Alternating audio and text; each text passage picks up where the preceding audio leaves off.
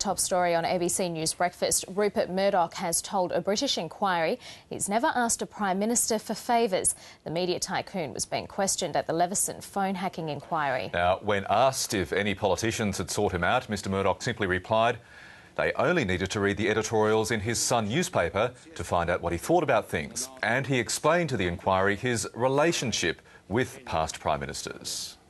Were you seeking to demonstrate to her that you were the right man to acquire these great papers because you had the qualities and charisma to take the papers forward, and equally importantly, you had the will to crush the unions? No, I didn't have the will to crush the unions. I might have had the desire, but that took several years.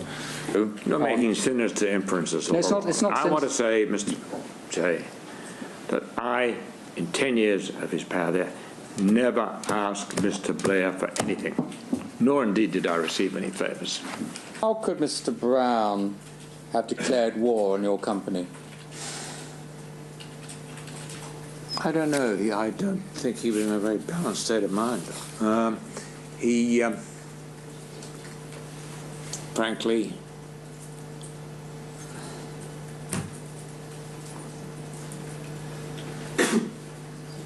he could have, I don't know.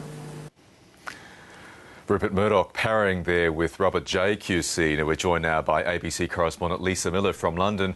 Lisa, good morning to you. And this sometimes complicated relationship Rupert Murdoch has enjoyed with a number of senior political figures over the years dominated this day of hearing. Well, it did. From the moment this started today, Michael, we knew we were hearing from the star witness, and it started with Margaret Thatcher's years. It was a bit of a history lesson for the younger people in the crowd in courtroom 73, but we swept on through the years, through various leaders. We heard how Tony Blair flew to Hayman Island to meet with Rupert Murdoch and his editors, and the now famous quote that you've probably heard about Rupert Murdoch saying to Tony Blair that if the relationship between the two of them was ever going to be consummated, they'd make love like porcupines, very carefully. There was discussion of how David Cameron flew to a yacht in the Mediterranean to meet up with Rupert Murdoch. None of this the media mogul found strange at all. He said, look, politicians of all flavours want to try and impress the press, and that was why he imagined they were seeking him out. But what happened was that Robert J., the lead counsel, just kept circling back around to that question that if all these leaders who were then going on to become Prime Minister were seeking him out, was he not getting favours? Was there not influence being sought here? And this is how that exchange went. I welcome that question, Mr. Jay, because I want to put it to bed once and for all that that is a complete myth.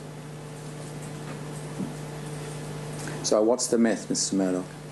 That I used the influence of the Sun or the supposed political power to get favourable treatment.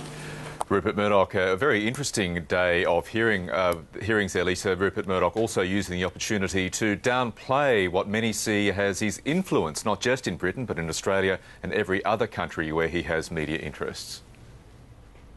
Absolutely. I mean, this was most anticipated, especially after last year's appearance at that parliamentary committee when he came across as a bit frail and doddery. Some people said it's an act, he's not really like that. Today he was much more in control, very calm, created quite a few chuckles, in the crowd there in the courtroom, and even Robert J found himself laughing along a couple of times at Rupert Murdoch-inspired throwaway comments.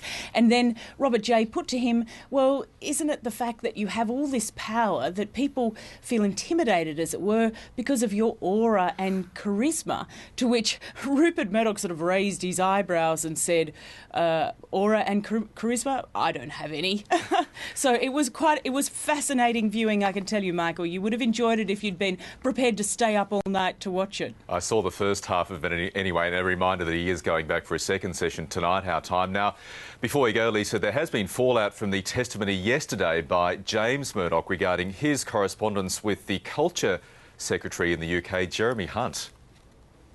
It's the first head to roll, and this is Adam Smith, the key advisor who penned many of those emails that were read from yesterday that indicated perhaps there was a perception of collusion between News International and the office of the Culture Secretary. So Adam Smith is gone, but of course some are saying, well, it should be Jeremy Hunt who goes as well. And in fact, there was a Labor member in the House of Commons today who made a line that no doubt will be quoted many times over, and he said, "This is what happens when posh boys get into trouble, they sack their servants."